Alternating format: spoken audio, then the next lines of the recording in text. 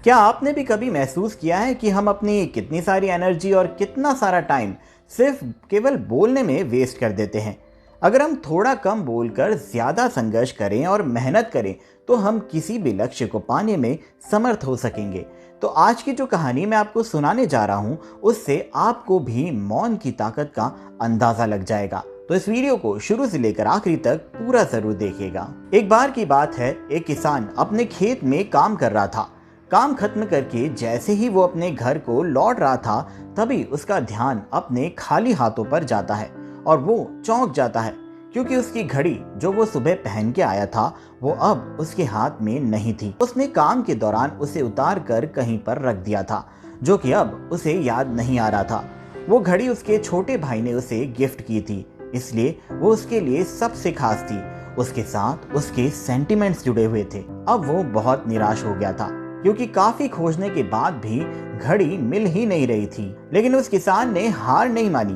थोड़ी देर रुककर वो फिर से घड़ी को खोजने में लग गया। वहां पास ही कुछ बच्चे क्रिकेट खेल रहे थे। वो उन बच्चों के पास जाता है और उनसे घड़ी को खोजने को कहता है और घड़ी खोजने वाले को एक उचित इनाम देने का वादा करता है। ये बात सुनकर बच्चे तो बड़े खुश हो जाते हैं और उस किसान के साथ मिलकर वो उस घड़ी को खोजना शुरू कर देते हैं। अब काफी देर तक खोजने के बाद भी घड़ी नहीं मिलती है तो उनमें से कुछ बच्चे थक कर हार जाते हैं और वहां से चले जाते हैं। अब सिर्फ 3-4 बच्चे ही रह जाते हैं, वो भी काफी थक जाते हैं। किसान ये सब देखकर खुद भी हार मान जाता है और घड़ी को खोजना बंद कर देता है। सभी बच्चे अब वहां से चले जाते हैं। अब किसान भी अपना सामान समेटकर जाने ही वाला होता है, तभी वहां अचानक एक छोटा बच्चा आ जाता है और उस किसान से उस घड़ी को खोजने का एक और आखिरी मौका मांगता है। अब थका हारा मायूस किसान फिर भी उसे एक मौका दे देता है। कुछ देर बाद ही वो बच्चा अपने हाथ में घड़ी लिए किसान के पास पहुंच जाता है। किसान बहुत हैरानी से देखता है और काफी खुश हो जाता है। वो पूछता है कि ये तुम्हें कहाँ और कैसे मिली? जब हम सभी लोग इतना मिलकर ढूंढ रहे थे तब तो ये कहीं पर भी नहीं मिली। तब उस बच्चे ने कहा कि मैं जैसे ही अंदर खेत में गया तो वहां थोड़ी देर शांत बैठ गया तो मुझे घड़ी की टिक टिक की आवाज़ सुनाई दे गई। शांति की अवस्था में इस घड़ी को खोजना तो काफ़ी आसान था। किसान उस घड़ी को पाकर बहुत खुश हो जाता है और वादे के अनुसार वो उस बच्चे को एक उचित इनाम भी दे देता है।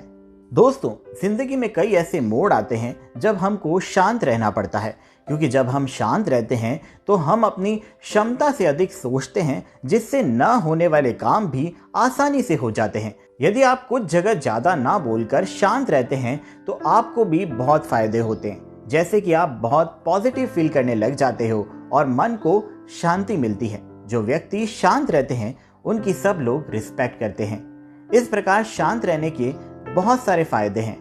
तो अगर आपको भी ये कहानी पसंद आई हो तो इस वीडियो को लाइक ज़रूर कर देना और हमारे चैनल को सब्सक्राइब करके बेल आइकन ज़रूर दबा देना।